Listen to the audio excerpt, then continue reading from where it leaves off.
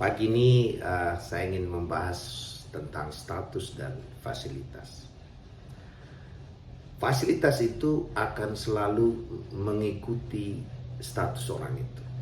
Contoh begini, pada saat kita angkat seseorang, negara mengangkat seseorang menjadi presiden, maka yang mengangkat itu, negara itu bertanggung jawab menyiapkan fasilitas buat status presiden itu, buat presiden yang terangkat itu. Dan presidennya tak perlu minta apa-apa sebenarnya, itu tanggung jawab negara. Bagian daripada presiden itu, dia yakin bahwa dia presiden, maka fasilitas dari negara yang memilih dia itu mengalir dengan sendirinya.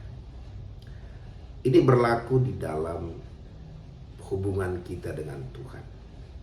Agama apapun kita, tergantung bagi Tuhan itu status kita apa. Khusus bagi orang Kristen, dikatakan statusnya di dalam Tuhan sebagai anak. Karena kita ditetapkan Tuhan sebagai anak, maka fasilitas sebagai anak itu adalah tanggung jawab Tuhan sebagai ahli waris. Bagian anak itu harus meyakini dirinya memang dia adalah anak. Maka fasilitas sebagai anak mengalir. Jadi anak itu jadi tergantung sekaya apa bapaknya. Sebanyak itu fasilitas yang dia miliki. Dan dia bisa menikmati itu. Ini normalnya, sama kayak di dunia ini. Kalau ada bapaknya kaya, fasilitas bapaknya itu dia akan terima. Kecuali dia tidak yakin dia adalah anak bapaknya itu. Atau dia tidak mau menikmati fasilitas itu. Contohnya dia lebih suka bandel, dia lebih suka di luar saja. Dia lebih suka di luar istana yang bapaknya siapkan daripada di dalam.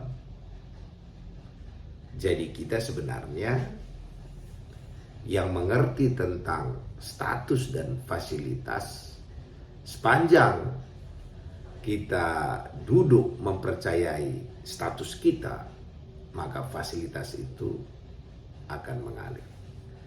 Dan Tuhan mengatakan status kita. Yang pertama dikatakannya, tadi selain anak, dikatakannya kita imam, raja, kepunyaan Allah. Semua itu memiliki dampak. Waktu kita dikatakan kepunyaan Allah, maka yang punya itu bertanggung jawab total 100% atas apa yang dia punya. Jadi hari ini kita tidak bertanggung jawab atas hidup kita. Yang bertanggung jawab atas hidup kita, pemilik kita. Bagian kita adalah mempercayai pemilik kita itu. Dan Tuhan juga mengatakan kita raja dan imam. Status sebagai raja dan imam itulah membuat kita harus berbicara suara kerajaan itu. Karena kerajaan kita, kerajaan sorga, kita jadi juru bicara sorga. Yang mau kita bicarakan situ adalah tentang raja di atas segala raja itu. Jadi hari ini yang mau saya sampaikan, ingatkan selalu status kita di dalam Tuhan. Karena dalam status itu fasilitasnya adalah manifestasi dari status yang kita miliki.